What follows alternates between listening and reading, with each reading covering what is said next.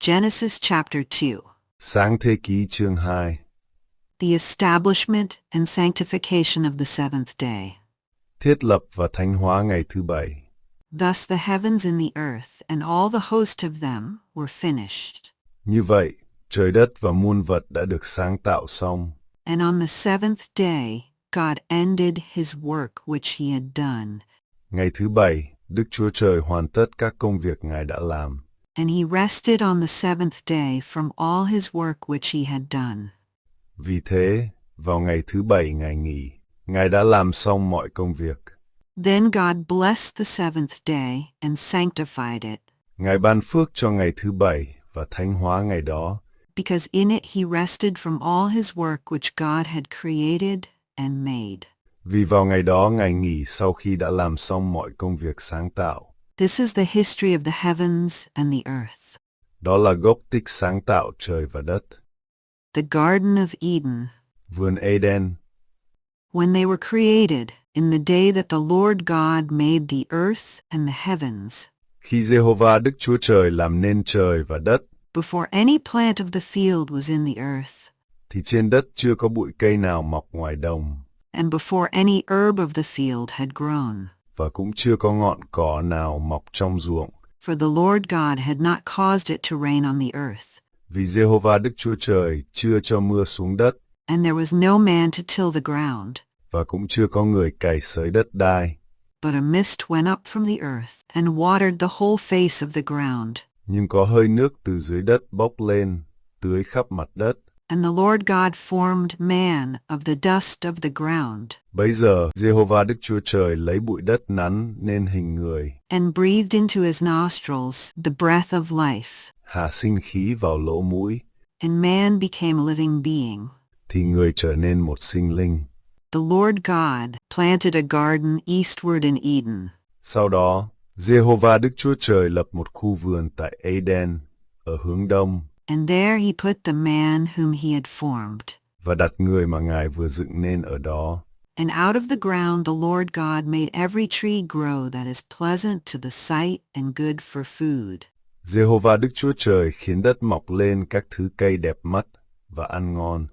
The tree of life was also in the midst of the garden, Giữa vườn có cây sự sống and the tree of the knowledge of good and evil. và cây biết điều thiện, điều ác. Now a river went out of Eden to water the garden, Một dòng sông từ Eden chảy ra để tưới vườn, and from there it parted and became 4 riverheads. và từ đó chia thành 4 nhánh. The name of the first is Pishon. Nhánh thứ nhất là Bison. It is the one which skirts the whole land of Havilah, where there is gold, Nhánh này chảy quanh vùng đất Havila, là nơi có vàng. and the gold of that land is good. Vàng ở vùng này rất tốt. Bdellium and the onyx stone are there. Ở đó còn có nhũ hương và bích ngọc. The name of the second river is Gihon. Nhánh sông thứ nhì tên là Gihon, It is the one which goes around the whole land of Cush. chảy quanh vùng đất Cút. The name of the third river is Hiddekel. Nhánh sông thứ ba tên là Tigris, It is the one which goes toward the east of Assyria. chảy về phía đông lãnh thổ Assyri. The fourth river is the Euphrates. Còn nhánh sông thứ tư là sông Euphrates. Then the Lord God took the man and put him in the Garden of Eden to tend and keep it. Giê-hô-va Đức Chúa Trời đem con người vào trong vườn Eden để canh tác và gìn giữ vườn. And the Lord God commanded the man, saying, Giê-hô-va Đức Chúa Trời truyền phán với con người rằng, of every tree of the garden you may freely eat, con được tự do ăn hoa quả các thứ cây trong vườn, but of the tree of the knowledge of good and evil you shall not eat. nhưng về trái của cây biết điều thiện và điều ác thì con không được ăn, For in the day that you eat of it, you shall surely die. vì ngày nào con ăn trái cây đó, chắc chắn con sẽ chết. The institution of marriage. Thiết lập hôn nhân. And the Lord God said, Giê-hô-va Đức Chúa Trời phán, it is not good that man should be alone. con người ở một mình thì không tốt. I will make him a helper comparable to him. Ta sẽ tạo nên một người giúp đỡ thích hợp với nó. Out of the ground the Lord God formed every beast of the field and every bird of the air, Giê-hô-va Đức Chúa Trời lấy đất nắn nên mọi loài thú đồng và chim trời, and brought them to Adam to see what he would call them. rồi đưa đến trước mặt con người để xem con người đặt tên chúng là gì. And whatever Adam called each living creature, that was its name. Và bất cứ tên nào con người đặt cho mỗi sinh vật đều thành tên riêng của nó.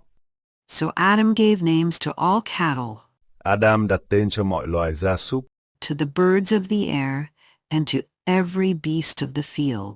và chim trời cùng mọi loài thú rừng. But for Adam there was not found a helper comparable to him. Nhưng phần Adam thì chẳng tìm được một ai giúp đỡ thích hợp với mình. And the Lord God caused a deep sleep to fall on Adam, and he slept. Giê-hô-va Đức Chúa Trời khiến cho Adam ngủ mê And he took one of his ribs and closed up the flesh in its place. và lấy đi một xương sườn rồi lấp thịt thế vào. Then the rib which the Lord God had taken from man, Giê-hô-va Đức Chúa Trời dùng chiếc xương sườn đã lấy từ Adam, he made into a woman, dựng nên một người nữ and he brought her to the man. và đưa đến cho Adam. And Adam said, Adam nói, This is now bone of my bones and flesh of my flesh. bây giờ mới có người này, là xương bởi xương tôi, thịt bởi thịt tôi. She shall be called woman, Nàng sẽ được gọi là người nữ, because she was taken out of man. vì từ người nam mà có. Therefore a man shall leave his father and mother, and be joined to his wife, Bởi vậy người nam sẽ lìa cha mẹ mà gắn bó với vợ mình, and they shall become one flesh. và cả hai trở nên một thịt. And they were both naked, the man and his wife, Adam và vợ, cả hai đều trần truồng, and were not ashamed. nhưng không thấy ngượng ngùng.